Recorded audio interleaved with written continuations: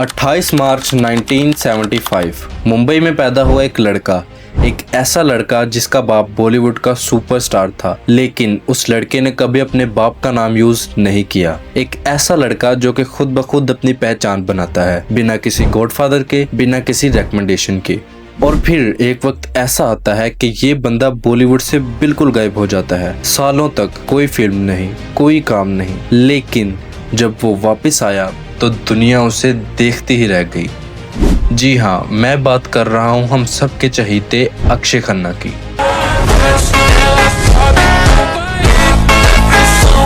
अक्षय खन्ना, जिसके बाप का नाम था विनोद खन्ना।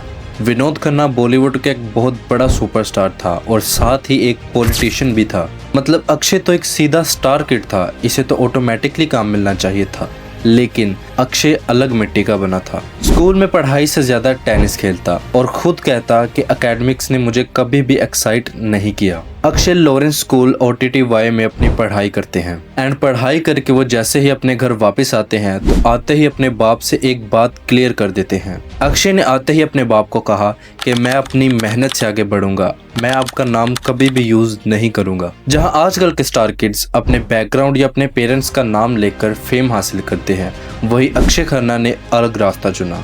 1997 में अक्षय ने डेब्यू किया हिमालय पुत्र मूवी से, जो कि खास नहीं चली, लेकिन उसी साल एक और फिल्म आई जिसका नाम था बॉर्डर, JP दत्ता की वॉर मूवी, जिसमें सनी देओल, सुनील शेट्टी और जैकी श्रॉफ जैसे एक्टर थे। और अक्षय खन्ना इस मूवी में इतनी अच्छी परफॉर्मेंस दिखाते हैं कि film fair best male debut का अवार्ड भी ले जाते हैं, और वो भी पहले ही साल में। एंड हमारे इस एपिसोड्स की जो मेन बात है वो है फीस। लेकिन सरप्राइजिंगली अक्षय खन्ना की जो फर्स्ट फीस थी वो एग्जैक्ट फिगर आउट हुई ही नहीं, यानी वो आपको इंटरनेट पर रिसर्च करने पर भी नहीं मिलेगी। एक स्टार किड होने के बावजूद भी अक्षय खन्ना ने कभी किसी प्रोड्यूसर का दरवाजा नहीं खटखटाया। अक्षय ने छोटे छोटे प्रोजेक्ट्स किए, किशोर नमित कुमार एक्टिंग इंस्टीट्यूट से एक्टिंग सीखी, और फिर 2001 में आई दिल चाहता मूवी में इसने आमिर खान और सैफ अली खान के साथ एक सिद्ध का रोल किया। एक क्वाइट और इंट्रोवर्ट बंदा इतना नेचुरल था कि लोग आज भी इस रोल को भूल नहीं पाए।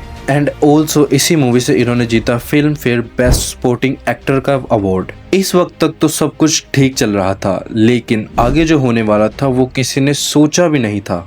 20s में तो अक्षय खन्ना ने काफी फिल्म्स दी, कुछ चली और कुछ नहीं, जैसे ताल, रेस, हंगामा, मिक्स बैग था। लेकिन फिर एक वक्त ऐसा आया कि अक्षय खन्ना बॉलीवुड से बिल्कुल गायब हो गए।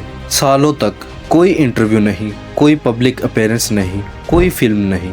लोगों ने सोचा कि बस अब अक्षय खन्ना कभी भी स्क्रीन पर नहीं दिखेंगे। एंड कुछ सालों बाद अक्षय खन्ना ने एक इंटरव्यू में खुद रिवील किया कि वो एक बहुत ही डार्क फेज से गुजर रहे थे, जिसमें उनको मेंटल हेल्थ स्ट्रगल्स, इंडस्ट्री के प्रेशर ने और एक्सपेक्टेशंस ने उनको बिल्कुल अंदर से तोड़ दिया था। और इसी डार्क फेज में उनके साथ बहुत ही बुरे इंसिडेंट्स होते हैं, जैसे 2017 में उनका बाप विनोद खन्ना कैंसर से चला गया एंड उसके अगले ही साल 2018 में उनकी माँ भी चली गई। अब अक्षय खन्ना बिल्कुल अकेले रह गए थे, कोई फिल्म नहीं, कोई काम नहीं, दोनों पेरेंट्स चले गए। अब यहाँ इनकी जगह कोई और लड़का होता तो बिल्कुल टूट जाता और अपने आप को बर्बाद कर लेता, लेकिन अक्षय खन्ना ने हालात का सामना किया और वो बिल्कुल भी नहीं टूटे। 2016 में अक्षय वापस आए अपनी ढिशुम मूवी से। छोटा रोल था लेकिन नोटिस हुआ। फिर 2017 में उनकी मॉम और इत्तेफाक मूवी आई, और इन दोनों मूवीज में उन्होंने इन्वेस्टिगेटिव रोल्स निभाए। इन मूवीज को देखकर लोग कहने लगे कि अक्षय खन्ना वापस आ गए हैं और अब पहले से भी ज्यादा पावरफुल बन के आए हैं। एंड फिर 2019 में आती है उनकी सेक्शन 375, जिसमें उन्होंने एक लॉयर का रोल प्ले किया। एंड इस कैरेक्टर के उन्होंने इतनी लेयर्स के साथ खेला कि ऑडियंस कंफ्यूज रह गई कि ये विलन है या हीरो। और इसी के बाद शुरू होता है अक्षय खन्ना का पीक एरा। 2022 में आती है उनकी Drishyam 2, again investigative officer. And उसके बाद 2025 में आती है अक्षय खन्ना की छावा मूवी, जिसमें उन्होंने औरंगजेब का रोल प्ले किया था। औरंगजेब एक ऐसा विलन जो कि बोलता नहीं, सिर्फ आंखों से डर पैदा करता था। एंड क्रिटिक्स ने अक्षय खन्ना की परफॉर्मेंस देखकर ये तक कह दिया था कि ये बंदा बॉलीवुड का सबसे बेस्ट विलन बन सकता है। एंड यही चीज हमने 2025 में रियल होती देखी। 2025 के लास्ट में आई इनकी धुरंधर मूवी, जिसमें उन्होंने रहमान डकैत का रोल प्ले किया। जो रोल इतना डेंजरस और इतना कैलकुलेटेड था कि पूरी मूवी में अक्षय खन्ना छा गए। इस फिल्म ने कमाए 1350 करोड़ और अक्षय खन्ना की एंट्री वाला सीन तो पूरा वर्ल्ड वाइड फेमस हो गया।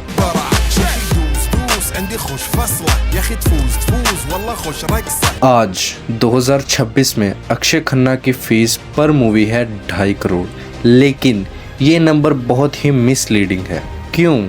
क्योंकि अक्षय खन्ना सिर्फ वही फिल्म्स करते हैं जो उनको जेन्युइनली पसंद आती है, पैसों के लिए नहीं, पैशन के लिए। अक्षय खन्ना की इस वक्त नेटवर्थ है 1066 करोड़। अक्षय खन्ना की मुंबई में लग्जरी प्रॉपर्टीज हैं, Mercedes S class, BMW 5 series, लेकिन वो लो की जिंदगी जीते हैं। सोशल मीडिया पे बिल्कुल नहीं है, इंडस्ट्री की पार्टीज में भी आपको कभी नहीं नजर आएंगे। एंड अक्षय खन्ना के बारे में एक और बहुत बड़ी शॉकिंग बात है, अक्षय खन्ना की उम्र इस वक्त 50 साल है, लेकिन वो अभी तक सिंगल हैं। अक्षय खन्ना खुद काफी इंटरव्यूज में कहते हैं कि उनको सिंगल रहना बहुत पसंद है। See, I don't like responsibility in my life. There is no bigger responsibility than having children. There is no bigger responsibility than being responsible for a wife. जी हाँ, जैसा कि आपने सुना कि अक्षय खन्ना रिस्पॉन्सिबिलिटीज से बहुत ज्यादा डरते हैं एंड इसी वजह से इनको बॉलीवुड का सबसे मिस्टीरियस बंदा कहा जाता है, जो कि कहना गलत भी नहीं है। स्टार किड होने के बावजूद खुद अपनी पहचान बनाना, डार्क फेस में टूटना नहीं बल्कि उसका सामना करना और वापस आकर इतना पावरफुल हो जाना कि पूरी दुनिया को हैरान कर देना। जी हाँ, ये था अक्षय खन्ना। और अगर आपको ये एपिसोड पसंद आया है तो इस वीडियो को लाइक और सब्सक्राइब जरूर कर देना। और सबसे ज़रूरी बात, मुझे कमेंट्स में ज़रूर ये बताते जाना कि मैं नेक्स्ट एपिसोड किस एक्टर पर लाऊं। तो मिलते हैं जल्दी ही नेक्स्ट एपिसोड में, तब तक के लिए बाय बाय।